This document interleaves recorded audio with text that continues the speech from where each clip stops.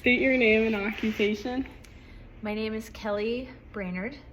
My occupation is a community resource director at the Duluth Heights Lodge Senior Living.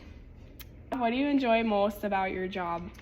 Definitely the people. At my job, I interview people when they want to move into assisted living.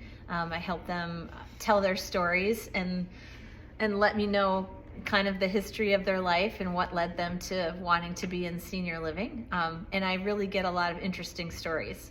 I hear things about people that I never would think possible, and it's pretty interesting. I like to hear it. Okay. What kind of education or training is required for your job? I have a master's degree, but a lot of people that do what I do have degrees in sales and marketing, business degrees in sales and marketing. I had on-the-job training with the sales and marketing with this job and with some others that I did before. Okay. How has your career path evolved over time? Interesting. Yeah. My career path. Actually, for 30 years, I worked in the theater. I have a master's degree in theater. I was a professor at UMD for 12 years, and while I was there, I was also recruiting for the theater department. So I was kind of doing sales for the university.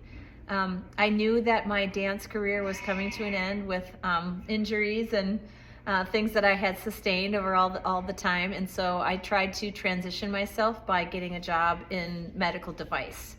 So in the mornings, early at 6 a.m., I would go to surgery and sell medical implants, like orthopedic implants, so watch surgeries, and then after that I would go dance and teach at UMD. Well, eventually my job at UMD ended, and I did injure myself for the final time, and then I thought I would go into medical sales.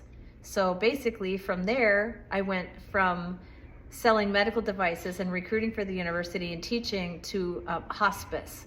So hospice is what happens when people at the end of their life.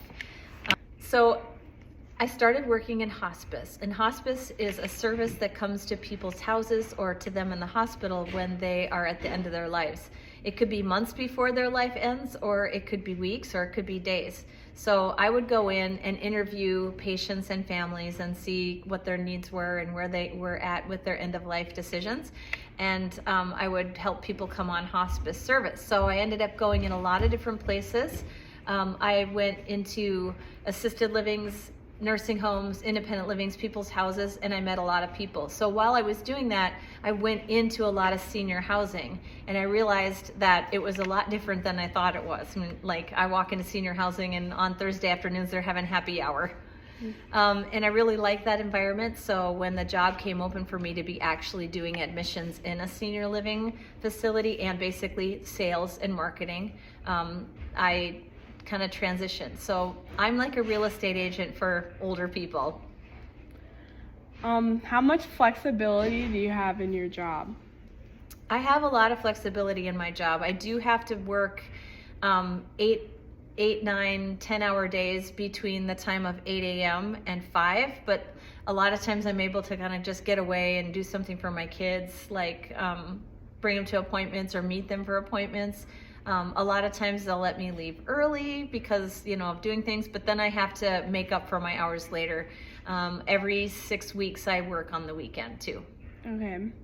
What advice would you give someone my age who is interested in your field? I think the field that I'm really in is medical sales. I think it encompasses pharmaceutical sales, medical device, hospice, home health, senior living. It's all a very, a medical education would be great. I didn't get that until I got on the job, but a medical education would be good.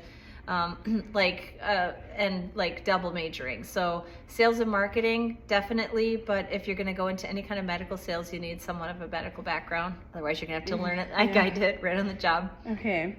What's the most surprising thing about your job that some people might not know? Most surprising thing about my job that some people might not know. So here's something I think it's interesting. When I started working with older people, I didn't have a lot of experience with them. But I've always really liked older people. I was really close to my grandma, and we did a lot of fun things together, so I knew that I would enjoy it. But what I didn't realize is, for example, one of my best friends there is 99 years old. And she was a major pioneer in New York City in the 50s. She was one of the first women working, like a real business woman. So she kind of was a trailblazer, and she also sang for some big choir in New York as well. And so she had this really interesting story, and this woman can talk to me like we're talking here. She is completely with it. And so one thing I didn't realize is how young a person's brain and mind is as their body ages. They're no different. And that was shocking for me to realize, and my whole perception of older people has changed, because to me they're not old. Their bodies are aging, but their minds are the same. Okay, thank you. You're welcome. Thank you.